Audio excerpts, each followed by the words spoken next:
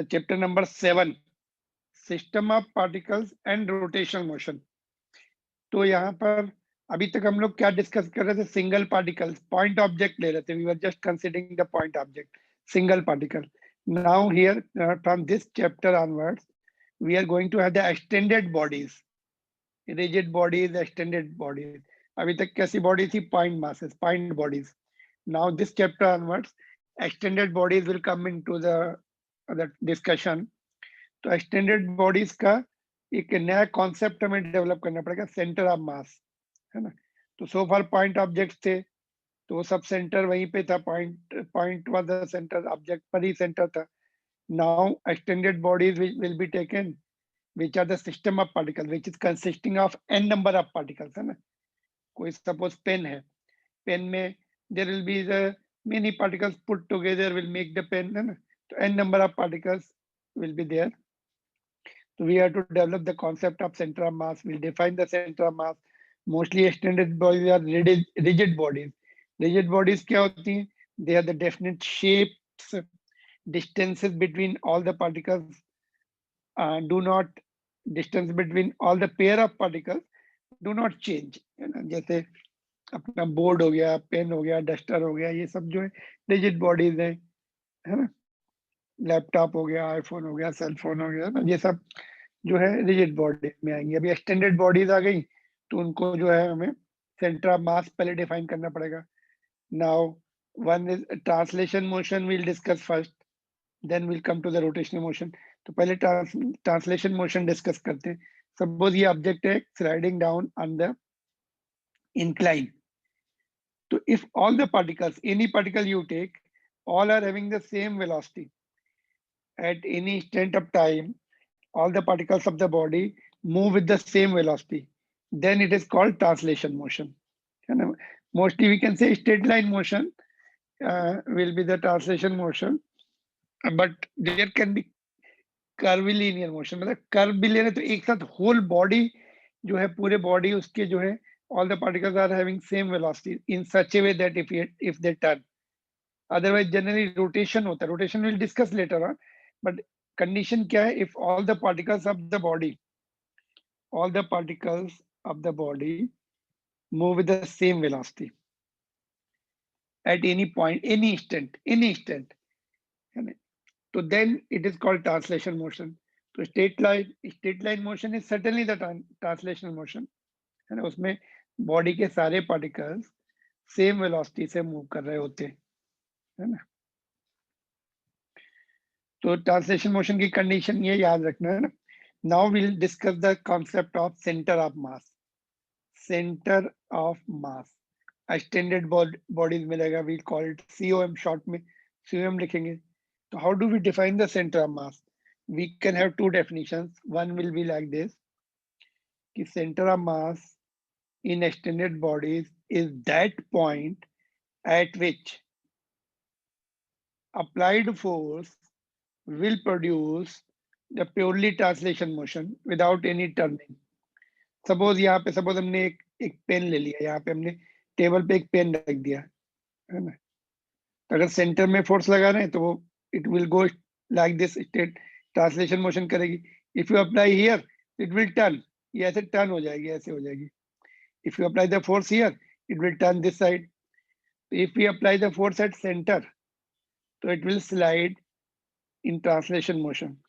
If you apply the force rod के end में force लगा, वो turn हो जाती है। टेबल पे रखो कोई रॉड या पेन रख दो, सेंटर में लगाओ तो वो ट्रांसलेशन मोशन होता है। तो वही पॉइंट जो होता है, that point is called centre of मास। या फिर तुमने कोई ऑब्जेक्ट लिया, उसको बैलेंस करो, फिंगर पे बैलेंस करके देखो, स्केल ले लो, जहाँ पे बैलेंस करते हैं बैलेंस हो जाती है, वही सेंटर ऑफ मास होता है। उसको कभी कभी सेंटर ऑफ ग्रेविटी भी बोलते हैं, ठीक है। तो this definition you can remember, this is one of the definition. या फिर कभी कभी ऐसे डिफाइन करते हैं कि centre of mass of the system of particles और body is the point that moves as though all the systems mass were concentrated there। पूरा मास उसी जगह है, वो ऐसे मूव करता है कि full mass is concentrated there and all the forces were applied there, है ना। सपोज हमने किसी बॉडी के ऊपर ऐसे 2-3 फोर्स लगा दिया ऐसे, तो उसका नेट फोर्स निकाल लो और ऐसे पार्टिकल पे लगाओ जहाँ पे ट्रांसलेशन मोशन हो, नेट फोर्स निकाल लो सिंगल फोर्स, तो जो ट्रांसलेशन मोशन वाला पॉइंट होगा वही सेंटर ऑफ मास होगा। समझ लो वहां पे पूरा मास आ गया उसका, full masses are come there and all the forces are acting at that point, net force is acting at that point। तो ऐसे भी डेफिनेशन हो सकती है। जैसे अर्थ एंड मून सिस्टम है ना, moon is revolving around the earth and earth and moon system is going around the sun, sun के चारों तरफ ऐसे कर रहे हैं। तो यहाँ पर सपोज अर्थ है, उसकी चारों तरफ मून ऐसे रिवॉल्व कर रहा है, तो उसका कहीं ना कहीं एक सेंटर ऑफ मास होगा जहां पे हम बोलेंगे sun is applying the force at that particular point, और वो पॉइंट रिवॉल्व कर रहा है सन के चारों तरफ, है ना। अगर हमें कुछ कैलकुलेशन करने पड़े तो सेंटर ऑफ मास ले लेंगे अर्थ एंड मून का, और और सन का फोर्स वहीं पे लगा के कैलकुलेशन कर सकते हैं कि कितना फोर्स लग रहा है। तो 2 और मोर बॉडीज का सेंटर ऑफ मास होगा, या फिर एक ही बॉडीज में बहुत सारे पार्टिकल हैं उसका कुछ सेंटर ऑफ मास होगा, ठीक है। तो you can remember this first definition, ऐसा पॉइंट जहां पर फोर्स लगाने से वो ट्रांसलेशन मोशन करे विदाउट टर्निंग, है ना। You can have the experiment also, कर सकते हैं किसी रॉड को टेबल पे रख के, अगर तुम सेंटर में फोर्स नहीं लगाते तो टर्न हो जाती है वो, तो वो अलग पॉइंट पे लगाया, मतलब सेंटर ऑफ मास पे फोर्स लगाया कभी टर्न नहीं होगी वो। या उस पॉइंट से बैलेंस करके देखते हैं, फिंगर पे बैलेंस भी कर सकते हैं कभी कभी, अगर थोड़ी फ्लैट बॉडी हुई तो बैलेंस कर, तो उस पॉइंट पे ही सेंटर ऑफ मास पे बैलेंस हो जाएगी वो, ठीक है। सेंटर ऑफ मास निकालते कैसे हैं, determining the centre of mass of system of particles. Suppose हमने पहले 2 पार्टिकल, सिंपल केस ले लेते हैं, 1 particle m1, second particle m2, right. तो इनका m1 and m2, m1 is at x1 at distances x1 and x2 from origin, origin को ले लिया, तो इनका सेंटर ऑफ मास जो है c, let's see with the center of mass which is at distance x from the origin, so which can be calculated, x will be equal to given by m1 x1 plus m2 x2 divided by total mass m1 plus m2, ठीक है। तो if m1 is equal to m2 then x will be x1 plus x2 by 2, that will be the midpoint, midpoint हो जाएगा। तो 2 particle के लिए तो ऐसे निकालेंगे, क्लियर, यहाँ तक समझ में आ गया, कोई प्रॉब्लम तो नहीं है। सेंटर ऑफ मास का कॉन्सेप्ट समझ में आ गया। तो n पार्टिकल्स के लिए क्या करना पड़ेगा फिर, okay let me complete then I will show you together. तो n पार्टिकल्स के लिए it will go up to the n terms, बहुत सारे टर्म्स हो जाएंगे। इसको simple way of writing is like this, sigma i is equal to 1 से start होके कहां तक आ रहे, n तक आ रहे, mi xi upon sigma of mi, नीचे मास है उसको भी i is equal to 1 to n लिखेंगे, या फिर सिंपली ऐसा लिख देंगे, अगर i नहीं लिखना है तो ऐसे लिख के छोड़ देंगे। तो सिग्मा का मतलब क्या होता है, symbol sigma is, it is Greek letter, we call it sigma, and sigma m, नीचे देखो ये दिख रहा है, sigma mi is equal to total mass, sigma मतलब टोटल इंटीग्रेशन, कभी कभी इंटीग्रेशन जो करते हैं ना, सिग्मा मतलब इंटीग्रेशन की जगह सिग्मा भी यूज कर लेते हैं हम लोग, वेरिएबल कंडीशन के लिए इंटीग्रेशन करते हैं, अदरवाइज सिग्मा लिख देते हैं, क्लियर। तो n पार्टिकल्स के लिए मींस कहने का मतलब 2 पार्टिकल होंगे, 3 हो सकते हैं, 4 हो सकते हैं, 10 हो सकते हैं, तो you can just extend this formula itself, or simple way of writing like this, sigma means addition, ये टर्म प्लस वाले टर्म्स, एक पहला टर्म लिख दो, 1 को i कर दो, इसको भी i कर दो, इसमें भी पहला टर्म लिख के i लिख के छोड़ दो, तो सिग्मा लगा दो, तो you don't have to write so many terms, single term से काम चल जाता है, ठीक है। if particles are not in line, then we will have the y and z coordinate also. जैसे x का लिखा वैसे y का वैसे z का भी आ जाएगा, ठीक है. तो that is how the concept of center of mass is discussed. ठीक है. तो यहाँ से देखो ये x के लिए था, अगर particles they are not in line, so we will have the y coordinate and z coordinate also. Similar way. Clear? So we'll calculate now. We'll calculate one of the numericals we'll do after writing this formula. तो centre mass calculate करने के लिए m1x1 plus m2x2 plus m3x3 upon and so on plus total mass. Similarly y coordinate, similarly z coordinate.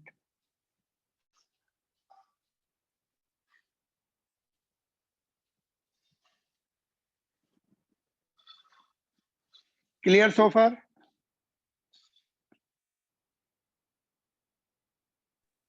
Yes, sir.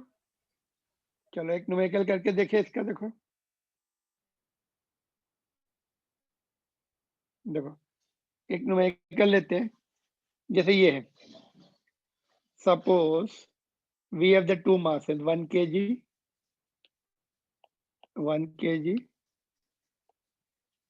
and 9 kg. ठीक है, 9 kg और 1 kg. ठीक है, both are separated by 10 metre. दोनों के बीच का कितना गैप है? 10 मीटर. Find distance of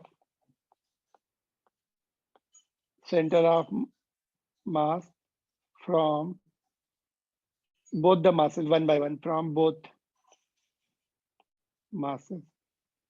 पहले 1 kg से निकाल लो और उसको जो डिस्टेंस आएगा 10 से माइनस कर दे. सपोज यहाँ पे आ गया, से इट कम्स से 4 मीटर, तो 10 में से 4 माइनस कर देंगे तो 9 से आ जाएगा, है ना.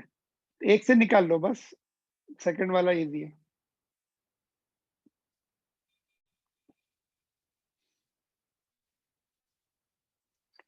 How to do this question? m1x1 plus m2x2 upon total mass.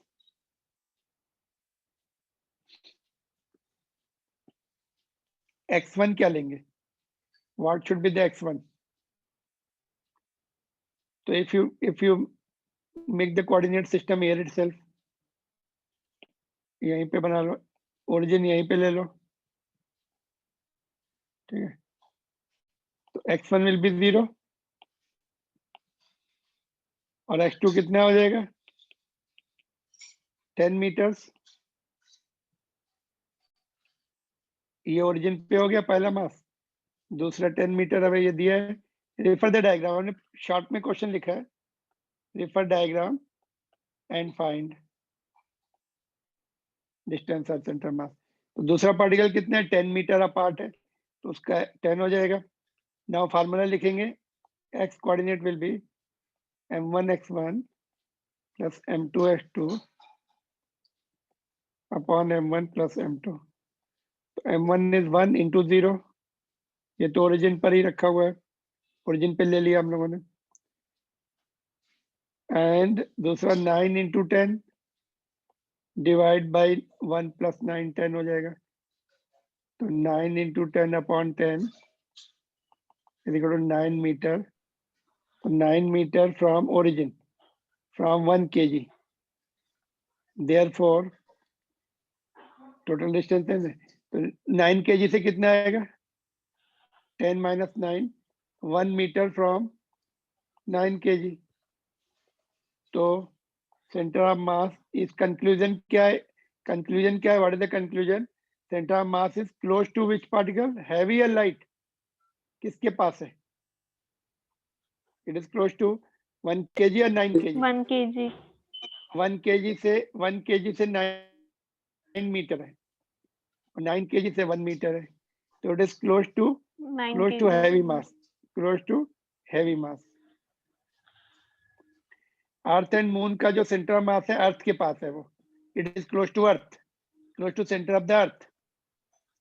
Moon से दूर है, तो centre of mass is away from the light particle and close to the heavy particle. Clear? Yes, any difficulty Arjun, Aasma and Sanskriti? तो हमने पहले concept develop किया, formula सीखा, फिर फार्मूले में वैल्यू पुट करके निकाल लिया। बस यहाँ पे ये था कि बिगिनिंग कैसे करें, हाउ टू बिगिन विद। तो हमने इसी पे कोऑर्डिनेट सिस्टम बना लिया एंड फर्स्ट पार्टिकल को कहाँ पे ले लिया, ओरिजिन पर ही मान लिया, क्योंकि हमें डिस्टेंस चाहिए थी फर्स्ट पार्टिकल से, तो वो ओरिजिन पे होगा तो लिखना आसान हो जाएगा। अदरवाइज यहाँ से करते थोड़ी दूर से तो हमें यहाँ से एक्स मिलता, फिर उसको प्लस माइनस करके टाइम लगता अपना। यहाँ कहीं पे सी है, COM है, तो ओरिजिन कहीं और लेते तो आ जाता फिर भी, बट कैलकुलेशन लेंदी हो जाते। Are you getting it? ऐसे ही क्वेश्चन एनसीईआरटी बुक का पहला क्वेश्चन है, देखो, can you see this question? Similar question, second question, sorry. In HCl molecule the separation between the nuclear is 1.27 A not. तो ये दिया हुआ है, जैसे हम लोगों ने 10 लिया था, वैसे उन्होंने 1.27 A नॉट दिया हुआ है। इसी फॉर्म में आंसर लिख देंगे। Find the approximate location of centre of mass of the molecule given that chlorine atom is about 35.5 times the massive as hydrogen. तो हाइड्रोजन का M1 को हम ले लेंगे, तो क्लोरीन का क्या हो जाएगा, M2 विल बी 35.5 M। ये M ले लेंगे इसको, ठीक है। तो M नीचे भी ये दोनों ऐड हो जाएंगे, M कॉमन लेके कैंसिल हो जाएगा, पहला टर्म 0 हो जाएगा, दूसरा M2 के साथ ये आ जाएगी डिस्टेंस 1.27, नीचे 36.5 M तो कैंसिल ही होने वाला है, तो 1.27 क्या बचेगा लास्ट में, 1.27 अपॉन 36.5। इसको सॉल्व कर लेंगे, नहीं, ऊपर 35.5 भी बचेगा एक, नीचे 30, तो इसको सॉल्व कर लेंगे, 1.16 कुछ आंसर आ जाएगा। ठीक है, अपने आप कर लेना, जैसे ऊपर किया वैसे ही है ये, एक टर्म 0, बस M एज्यूम करना पड़ेगा, एक को M लेंगे तो दूसरे को 35.5 M लेंगे, बस ये लेना पड़ेगा ना, हो जाएगा। ये सॉल्व कर सकते हैं अपने आप, ये करके दिखाऊं?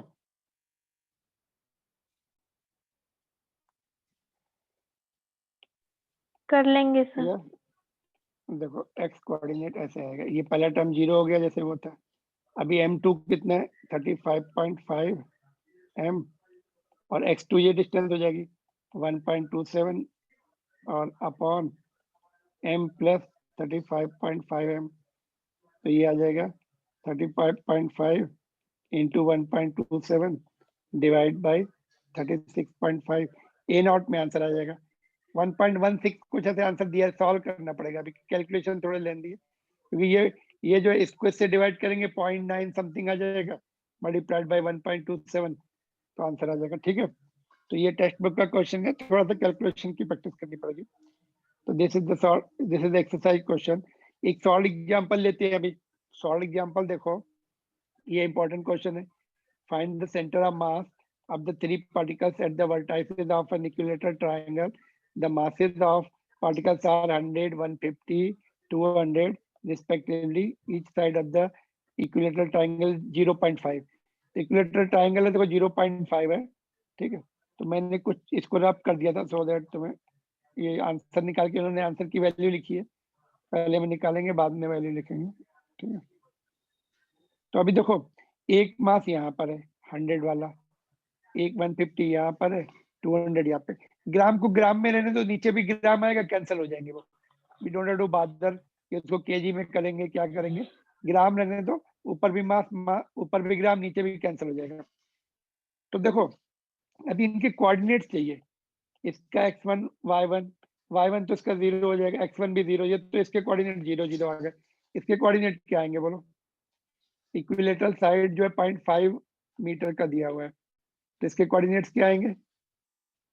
एक्स कोऑर्डिनेट 0.5, ये साइड हो गई पूरी, वाई कोऑर्डिनेट 0 आ जाएगा कॉमा इसके, हाँ कॉमा 0।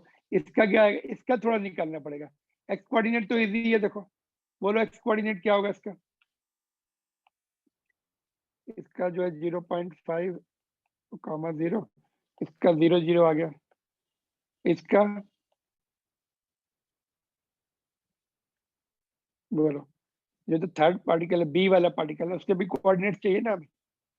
x1 x निकालने के लिए m1 x1 plus m2 x2 plus m3 x3 upon total मास।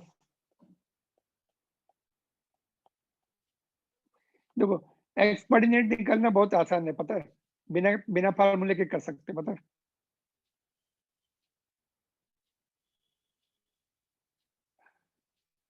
बिना बिना फार्मूले के बता सकते हैं। देखो इन दोनों का तो बीच में आ गया,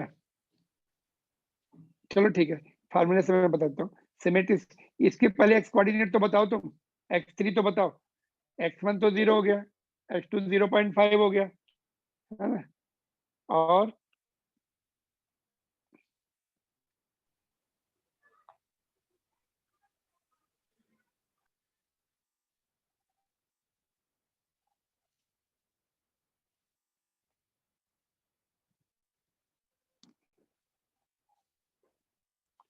ओके एक्स कोऑर्डिनेट भी निकालना ही पड़ेगा, डायरेक्ट नहीं निकाल सकते। आई थॉट कि मासेज से मैं निकालना है, मासेज अनइक्वल, ये 100 है, ये 150 है, ये 200, तो एक्स कोऑर्डिनेट भी बीच में नहीं होगा, थोड़ा सा वो इस मिड पॉइंट से इधर आएगा, क्योंकि ये मास ज्यादा है ना।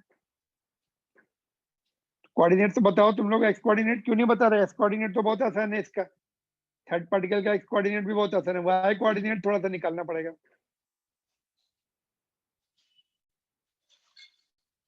बीच में देखो, ये जो है ये बीच में नहीं आएगा, ये एक्स कोऑर्डिनेट आधा नहीं होगा टोटल का, ये कितनी दी है? 0.25 हाँ ये 0.5 है, तो एक्स कोऑर्डिनेट तो डायरेक्ट लिख सकते हैं 0.25 मिडवे ऑफ द 0.5 का आधा।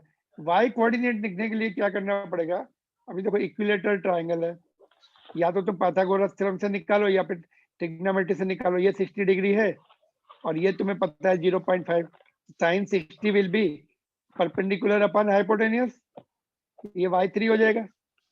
y3 निकालने के लिए, और ये l हो गई, ये 60 हो गया, तो y3 निकालने के लिए देखो sine 60 is equal to y3 upon l। तो साइन 60 कितना होता है? √3/2।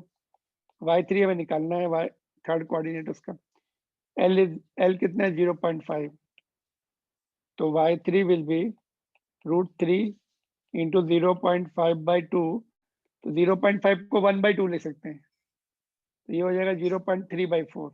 तो y कोऑर्डिनेट्स कितना आ गया? 0.3/4, ओके सॉरी √3/4।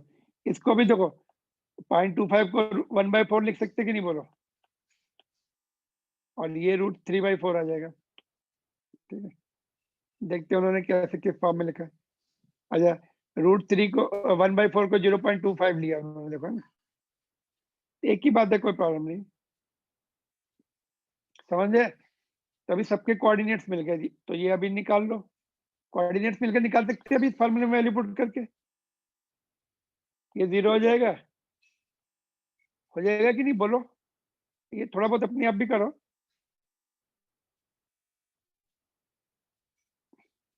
x1 y1 तो 0 है, x1 y x का पहला टर्म तो 0 हो जाएगा, x1 y m1 x1 वाला।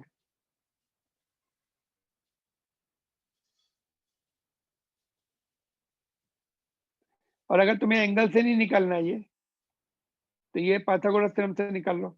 ये वाली पता है हमें 0.5 है ना, और ये 0.25 है आदि, पाइथागोरस थ्योरम से निकाल सकते हैं ये। ठीक है, तो इसकी प्रैक्टिस कर लेना, सॉल्व एग्जाम्पल है, आंसर भी दिए हुए हैं, जस्ट प्रैक्टिस है, 3 पार्टिकल का आता है। ठीक है, कॉम्पिटेटिव एग्जामिनेशन में भी है तुम्हारा सॉल्व एग्जाम्पल, इसमें वैल्यू थोड़ा सिंपल कर देंगे तुम्हें। अगर मैं इनकी वैल्यू थोड़ी सिंपल कर दूं कि भाई ये 2 मीटर ले लो साइड, और मासेस इक्वल ले लो m m m, तो एक्स कोऑर्डिनेट तो मिड पॉइंट पे रहता है, वाई कोऑर्डिनेट मतलब इसी फार्मूले से कैलकुलेट कर लेंगे।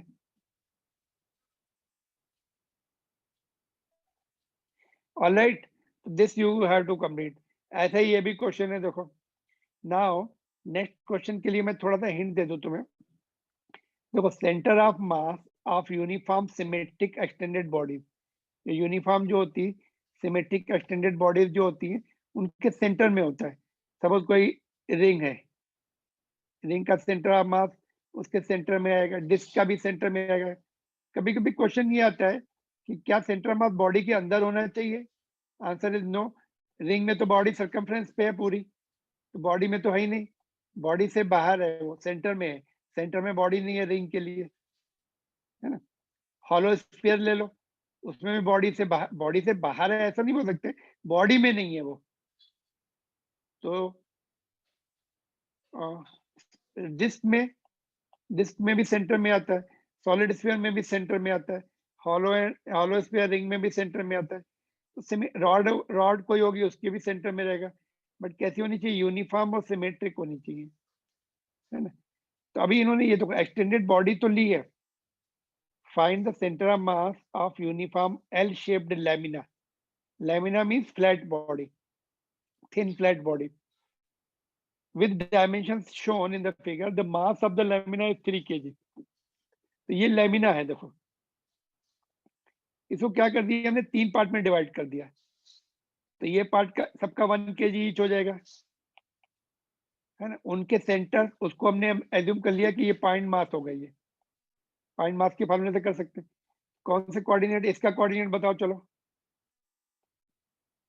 ओके, पहले वाले का बताओ कोऑर्डिनेट क्या होगा। डायमेंशन दी हुई है, देखो ये तो ओरिजिन हो गया, ये डायमेंशन कितनी है, 2 है। तो मिड पॉइंट कहां पर होगा, 1 मीटर पर। उसका मिड पॉइंट कहां पर होगा, 0.5। इसका कोऑर्डिनेट कितना आएगा, 0.5 आ जाएगा, है ना। वाई कोऑर्डिनेट देखते हैं, ये 2 है वाई कोऑर्डिनेट, तो आधा कितना होगा, 1, उसका आधा 0.5, तो ये 0.5 पर है। इसके x1 y1 मिल गए, ऐसे इसके मिल जाएंगे x2 y2, और ऐसे इसके मिल जाएंगे x3 y3। इसका कितना आएगा, इसका यहाँ पे कहीं पे आएगा, तो 1.5 आ जाएगा x कोऑर्डिनेट। y कोऑर्डिनेट 0.5 ही रहने वाला है। इसका क्या होगा, x कोऑर्डिनेट इसके साथ में ही आएगा ऊपर, 0.5 आएगा। y कोऑर्डिनेट यहाँ तक 1 है, यहाँ तक 1.5 आएगा, 1.5 आ जाएगा y कोऑर्डिनेट। सबके कोऑर्डिनेट मिल गए, x1 y1 x2 y2 x3 y3, है ना। तो पहले वाले में फार्मूले में वैल्यू पुट कर सकते हैं। Mass m x is equal to m1 y1 m1 x1 plus m2 x2 plus m3 x3 upon total mass. Total mass को हम ऐसे भी लिख सकते हैं, एक साथ लिख सकते हैं, देखो। तो ये कितना, 1 इंटू 0.5 आ गया। दूसरा वाला C2 कितने पे है, वो भी 1 kg है, उसका भी पार्ट, उस पार्ट का भी 1.5 पर है। तीसरा वाला 1 kg है, उसका 0.5 पर है। एक्स, तो ये कोऑर्डिनेट कौन कौन से लिखे हमने, पहला वाला एक्स कोऑर्डिनेट होगा, ठीक है। तो बस नीचे कितने, टोटल मास से डिवाइड कर देंगे 3 kg का, देखो कितना आ रहा है। तो ये 0.5 है, ये 1.5 है, वो भी 0.5, 2.5 आ रहा है क्या, ठीक है। 0.816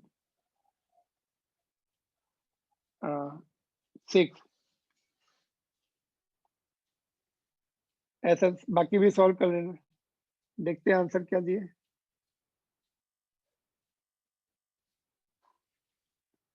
अच्छा, इन्होंने रेशो में दिया क्या, 5/6 आ रहा है क्या, देखो। ओके, रेशो में निकाल लेते हैं।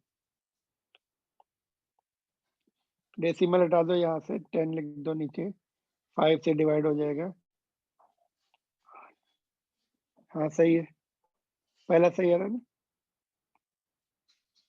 वाई कोऑर्डिनेट भी उतना ही आ रहा है, जेड कोऑर्डिनेट तो होगा ही नहीं, सिमेट्रिक है ना, सिमेट्रिक बॉडी है तो दोनों सेम आ जाएंगे। क्लियर, समझ में आ गया ये, आर देयर? Yes, sir. हाँ सर। यस। तो ऐसे निकलना है, m1 x1 plus m2 x2 plus m3 x3 upon total मास। तो एक्सटेंडेड बॉडीज के लिए भी यूज कर सकते हैं ना। तो ऐसा एक क्वेश्चन और देखो, अभी हम 2 क्वेश्चन लेते हैं सिमिलर क्वेश्चन। जैसे ये क्वेश्चन है, ये भी वैसे ही, अगर ध्यान से देखेंगे ना तो वैसे ही क्वेश्चन है, थोड़ा सा कॉमन सेंस लगाना पड़ेगा। देखो क्वेश्चन समझा दूं, ये टी शेप्ड बॉडी है with the dimensions shown in the figure, is lying on the smooth floor. Force F is applied at the point P parallel to AB, इसके parallel, such that object has only translation motion without rotation. Find the location of P. तो P क्या है बताओ? P should be what? इन्होंने बोला नहीं है, इन्होंने बोला पॉइंट P पे फोर्स लगाया तो ट्रांसलेशन मोशन हो गया। तो मतलब क्या पूछना चाह रहे हैं वो? क्या पूछना चाह रहे हैं? P क्या होना चाहिए? Centre of mass. Centre of मास होना चाहिए। और कहां से? यहां से नहीं, नीचे से पूछा, सी से पूछा। यहां से कितनी दूरी पर है? सी। तो सी ऐसा करेंगे हम, ये देखो अभी इसकी लेंथ कितनी, यूनिफॉर्म लिखना जरूरी है। तो यूनिफॉर्म ऑब्जेक्ट, वैसे तो ये जेई का क्वेश्चन है, मिस्टेक नहीं होनी चाहिए, बट यूनिफॉर्म होना चाहिए, दे शुड गिव। तब देखो ये एल लेंथ है, ये 12 लेंथ है इसकी, यहाँ तक है। थोड़ा सा डायग्राम में मिस्टेक आ रही है ना, यहाँ तक है वो। तो ऊपर वाला जो टी, ये वाला है हॉरिजॉन्टल रॉड है, ये वाले, वो लेंथ एल की है, ये 12 की। तो अगर इसका मास हमने एम ले लिया, इसका ऐसे समझ लो, उसको मैं पॉइंट मास में कन्वर्ट कर दूं, इसका सेंटर यहाँ पे होगा, इसका मास एम मान लो थोड़ी देर के लिए पूरी रॉड का, और ये 12 लेंथ की है, तो इसका सेंटर यहाँ कहीं पे आएगा, इसका मास 2m हो जाएगा। थोड़ा सा ऊपर लेना पड़ेगा, ठीक है। तो दो मासेस में कन्वर्ट हो गया। एक यहाँ पर एम मास, ऊपर वाली जो रॉड है, जो वर्टिकल रॉड है, वो उसका मास यहाँ पे 2m, उसकी डबल लेंथ है तो मास 2m हो जाएगा, है ना? ठीक है। या सी को क्या ले लो? ओरिजिन ले लो, ओ। ठीक है, समझ में आ रहा है मैं क्या कर रहा हूँ? रॉड को हम पॉइंट मास मान रहे हैं, ठीक है। ये कोऑर्डिनेट सिस्टम बना लिया हमने, ये ओ हो गया ओरिजिन, सी को हमने ओरिजिन ले लिया, जो जो सी है उसको क्या मान लिया हमने? ओरिजिन मान लिया। तो ये जो वर्टिकल रॉड है, ये इसका कोऑर्डिनेट क्या होगा? 0, इसकी लेंथ कितनी है? 2l है, उसके मिड पॉइंट पर होगा। और इसका ओरिजिन क्या होगा? 0, 2l। अभी हमें y कोऑर्डिनेट पता है, बस अभी y कोऑर्डिनेट ही रहेगा, m1 y1,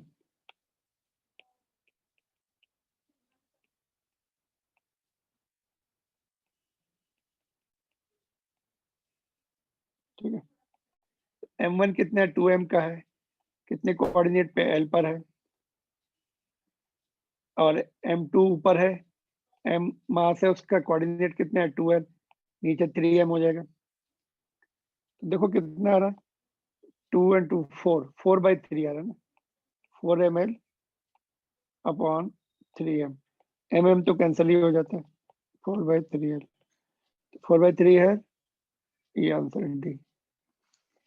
समझ में आया? तो क्या किया हमने, उनको यूनिफॉर्म बॉडीज है, तो एल लेंथ वाली को अगर हमने मास m ले लिया, और 12 वाले को 2m ले लिया, और अब उनके सेंटर में उनको पॉइंट मास जैसा रिप्लेस कर दिया, तो कैसा बन गया हमारा?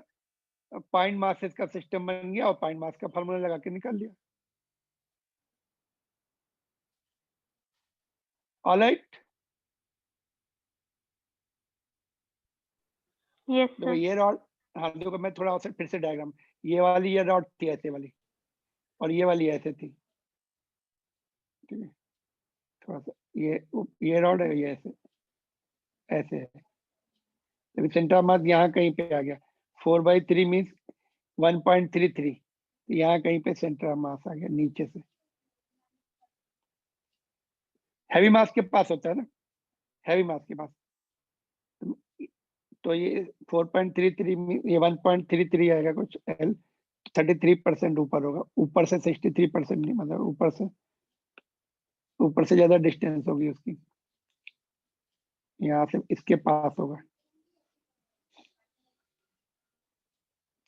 ऐसे ही एक क्वेश्चन है, इसमें कैलकुलेट नहीं करना है, कैलकुलेट कर सकते बाद में, लेकिन ये कैलकुलेशन वाला पार्ट नहीं है। देखो कैलकुलेशन के लिए मैं तुम्हें होमवर्क में दूंगा। Circular plate of diameter d is kept in contact with the square plate of edge d shown in the figure. The density of the material and the thickness are same. दोनों same material के, same plate के बने हुए। बड़ी plate में से हमने एक ये काट लिया, एक ये काट लिया और कांटेक्ट में रख दिया। The centre of mass of the composite system, दोनों बॉडीज का जो सेंटर ऑफ मास होगा, सर्कल के अंदर होगा, यहाँ कहीं पर होगा, या स्क्वायर के अंदर होगा, यहाँ कहीं पर होगा, या फिर यहाँ कांटेक्ट, दोनों के कांटेक्ट पॉइंट पर होगा, या आउटसाइड इधर कहीं बाहर होगा। दो आप, एक ऑप्शन यहाँ दिया, एक यहाँ दिया, एक यहाँ दिया, या बाहर कहीं दिया, तो कहाँ होगा ये पूछा है। इसमें से कौन सा ऑप्शन करेक्ट होगा? आई थिंक अभी ब्रेक होगा, उसके बाद फिर से बताना। देख लो question, and we'll have the break and then we'll join after this.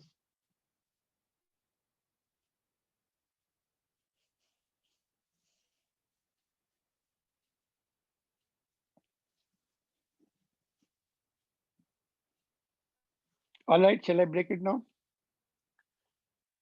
हाँ sir. Okay, chalo, we'll join again immediately after break.